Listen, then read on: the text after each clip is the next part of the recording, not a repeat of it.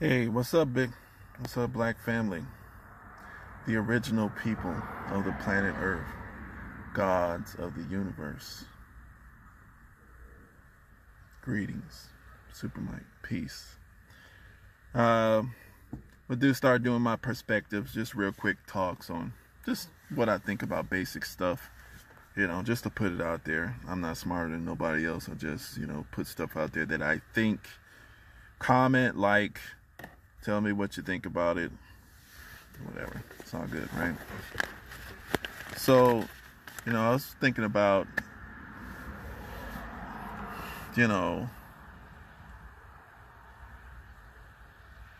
we have,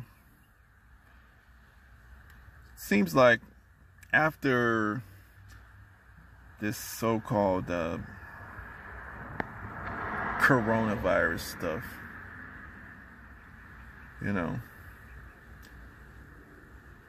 regardless of what you think about it, as people are starting to dig themselves out and go back to work and things getting moving again, we have a rash, seems like a rash of Black Death. They're trying to just put you in your place, put fear in you. That's what it looks like to me. The media, in New York, I think the Newsweek reported 81% of the police citations for, not social distancing was for Black and Latino people, and really was predominantly Black people, 81%. Okay, that's bad. But you've seen a lot of reports out of the New York area too, videos. Our people are so freaking uneducated. The police are thugs, but we don't know we don't understand the value of a mass demonstration, including violence. You have to have that. It puts fear in them, Yeah, if they're oppressive, oppression, at a certain point is worse than being killed.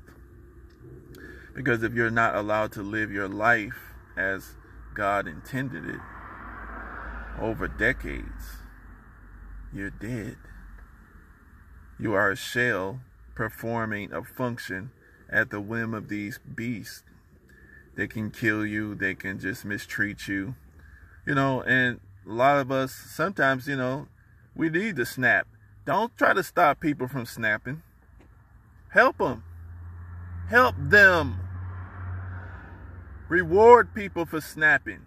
If somebody gets the courage enough, their situation in life, these pigs and these monsters are pushing mass oppression on a group of people, and somebody snaps, don't try to stop that person. If you, the Black people, help them.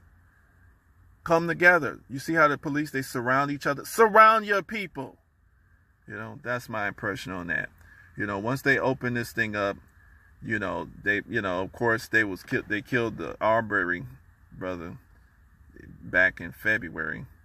The Louisville police killed Breonna Taylor in her house and got her boyfriend, I believe his name is Jefferson.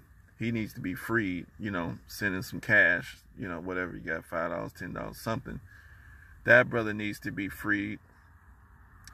If that, if somebody come in your house, let loose, there should be no, if you got a weapon, there should be nothing left in that weapon. I don't care who's at that door, but, that's just my impression.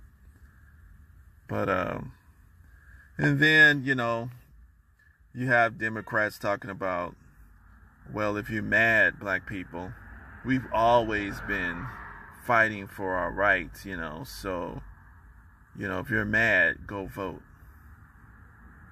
I'm not voting. I'm registered to vote. But I look at it like this. Why should I help people who are not willing to publicly and proudly stand up for my and my community's benefit? And I'm not talking about just when we're in trouble. The reason why the black community is so, it's hard for us to defend ourselves is because we don't have money.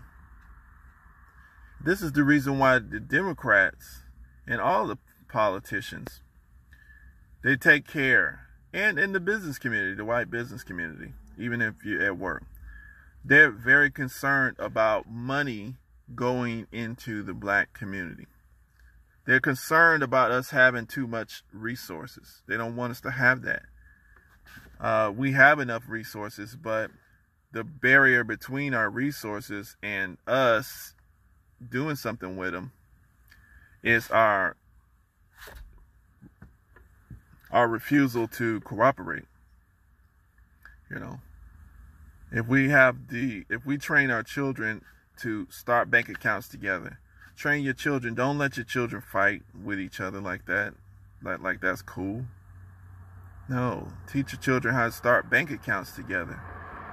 You know, if you have a lot of children, or you have family members, make sure your family, kids and cousins grow up with each other so they can trust each other. Make sure they pay each other back. Be honest with each other. Because we need black folks to group up. That's all we need. Because we got enough resources to take care of certain businesses.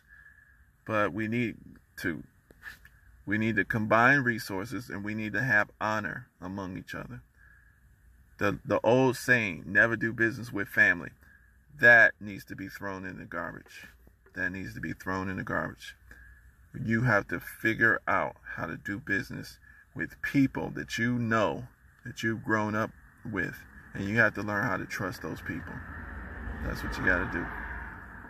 And yeah, so that's what we got to do. That's the kind of impressions I'm getting. We got, oh yeah, this dude Fauci. Now, I researched this guy. I'm gonna put a little video about him. I mean, I've been trying to build it up. It is just more and more every day. Fauci, that's sitting next to Donald Trump with this NIH, National Institute of Health, and NIAID director. This guy's been in that office for about 40 years, since 1984. He is the one that redirected AIDS. He is one of the main ones who publicly redirected the real focus of AIDS. You know, AIDS was a homosexual white gay disease when it first came out. And it first came out, that's where it started. Homosexual white gay disease. Fauci put it on black people, black Africans and Haitians. And next thing we know, black people is the main ones that have AIDS, dying from it, right? Then, this guy Fauci is the director. He's supposed to have the country's infrastructure ready to deal with pandemics. But obviously he's a freaking failure. But why do this is my thing, black folks trust Fauci so much. I really don't understand why we trust. And see, this is what I'm saying, like, you know, we got to be more suspicious. We should not trust nothing these white people say. We should be fact-checking everything they say, because they are always going to say some truth. It's going to mix some truth with falsehood. But when we start putting big emotions and we're too proud to say, you know what, this is right, this is wrong, and stick to right and wrong, we get led off astray. We get led off astray. This guy, he switched AIDS from homosexual white to black people. And now in reality, the face of AIDS is pretty much black people. When black people are the dominant numbers in the United States of AIDS, Hispanic people are second in AIDS. And then you got the white people, AIDS. Then we got, so, and then with Fauci, he's got several things. With the anthrax cases, after September the 11th, they blew up those buildings, all three, because 2 planes crashed into buildings, but 3 buildings fell. It was explosives, but a week after that, somebody sent Fort Detrick. This is the United States. Fort Detrick is in Maryland, and it's under the purview of the NIH, National Institute of Health. And Fort Detrick, U.S. AMRAD, they are the bioweaponry laboratory.